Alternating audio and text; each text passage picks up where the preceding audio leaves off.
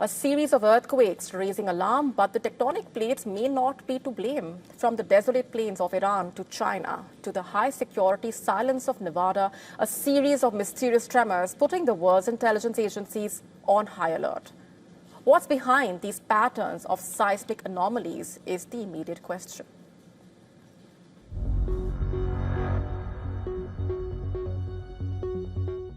The ground is trembling again.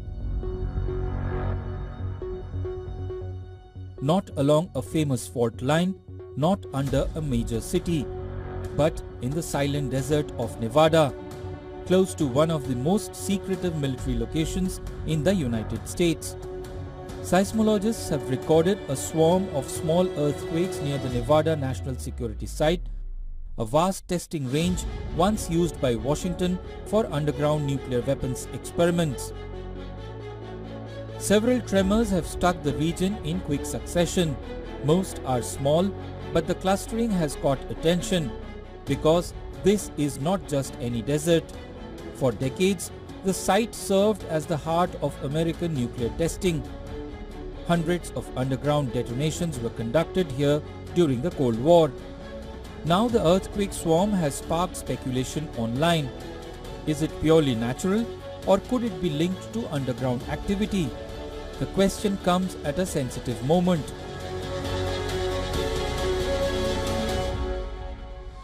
Just weeks ago, Washington revealed new details about what it believes was a suspicious nuclear-related experiment by China. Washington said seismic signals suggested Beijing may have conducted activities inconsistent with the global nuclear test ban. Around the same time, a 4.3 magnitude earthquake struck near Garaj in southern Iran. The tremor triggered speculation on social media about whether an underground test could have caused the shock, though no official confirmation was given. So what exactly is an underground nuclear test? Instead of detonating a bomb in the atmosphere, the device is placed deep inside a vertical shaft or tunnel drilled into rock. When the bomb explodes, enormous energy is released underground. The blast creates a powerful shock wave that travels through the earth. Instruments detect the vibrations, which often resemble the seismic signals of an earthquake. For now, scientists say these tremors in Nevada could simply be natural seismic movement. But when the earth shakes near a place once built for nuclear detonations, the world inevitably pays attention. Bureau Report, WION World is One.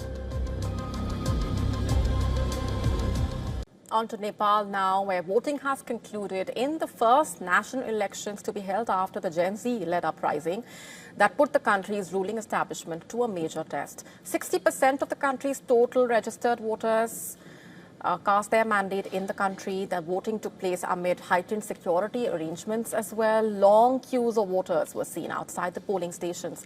During the early hours of voting, ballot boxes have now been shifted to the counting stations and results will start coming in during the night time. Frontrunner for Prime Minister and youth leader Balendra Shah cast his ballot in Kathmandu 2 constituency. Shah is contesting from Chapa 5 constituency, challenging former Prime Minister KP Sharma Oli on his home seat. Communist Party UML leader KP Sharma Oli also exercised his voting rights in Kathmandu.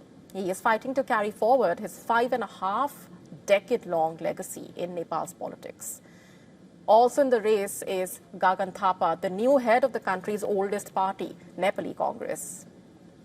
Thapa also cast his vote at a polling station earlier. Nepal's interim Prime Minister also cast her vote and termed these elections crucial for Nepal's future, saying that her duty has been completed.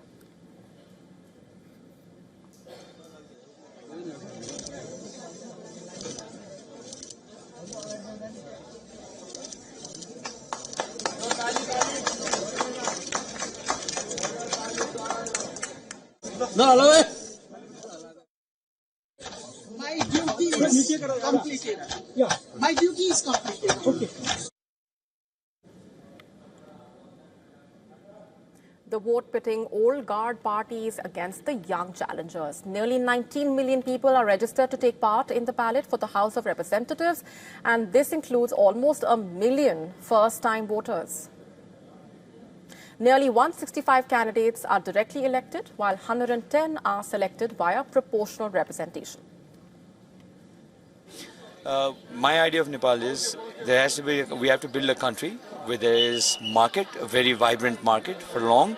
We've stuck to our socialist policies and the market has been ignored. And then there has to be welfare for the poor and all kinds of freedom. Political freedom, religious freedom, cultural freedom, all kinds of freedom. I expect like the leaders who are elected to do better than what they did for the last decade, Like nothing has really changed in the last decade, so I expect this new election to change Nepal for the better. Corruption, unemployment, economic stagnation and inequality have been the key issues that have been at the center stage. The country has seen political instability for decades now, with 32 changes in government since 1990. And our correspondent, Saloni Murarka, has been tracking those developments very closely, sent us this report from Kathmandu. Take a look. This parliamentary election saw 60% voter turnout. There were disputes reported from a few constituencies earlier in the day, but overall, as per the Election Commission, the entire parliamentary elections was held in orderly manner. All the ballot boxes are being collected and the counting will only begin after all the ballot boxes have reached the counting centers, with the first past the post election results expected within 24 hours, and the rest will take at least a few days. Meanwhile, the Sushila Karki government has delivered on its mandate. Her government faced some severe and significant challenges taking over the government immediately after the Gen Z protest. But her government's priority has been to hold the elections timely and hand over the power to the elected government. Many of the analysts have predicted that this election is very unlikely to deliver a single party majority, and yet another it will deliver an hung parliament. So it might take some few weeks for the political parties to form alliances and form a government eventually. I'm Saloni Murarka reporting for WION from Kathmandu, Nepal. Shifting focus for now, China has often been accused of trying to snoop on internal affairs of other countries. This allegation once again coming to the fore after a UK MP's husband was arrested on suspicion of helping a foreign intelligence service. Married to a Labour MP, David Taylor was taken into custody by detectives from the counter-terrorism police in London. At present, he is a lobbyist with a firm called Earth Court and also serving as director at the Asia House think tank. Two other men believed to be former Labour advisors have also been arrested from Wales.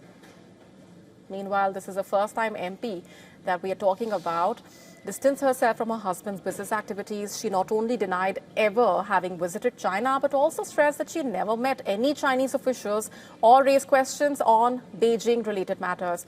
Currently, she is a member of the Home Affairs Committee in the UK Parliament. And while the police described the arrest as part of a proactive investigation, UK Security Minister confirming that this was in connection with China's alleged attempt to interfere in UK's sovereign affairs. He also informed the Parliament that British officials had formally protested to their Chinese counterparts in London regarding these allegations. Earlier in the day, Taylor was released on bail. All of this also coming in the backdrop of the UK Prime Minister drawing flag for allowing plans for a Chinese mega embassy in London. At 20,000 square meters, this proposed embassy will be the biggest of its kind anywhere in Europe, in fact. Critics have expressed grave concern, warning that it could be used as a base for spying and pose security risks. Incidentally, this is not even the first such case to surface. Last year itself, remember, two men with parliamentary links, Christopher Cash and Christopher Berry, were accused of spying for China. The prosecutors alleged that they passed on information to a member of China's ruling Politburo. However, the case had to be dropped owing to lack of sufficient evidence.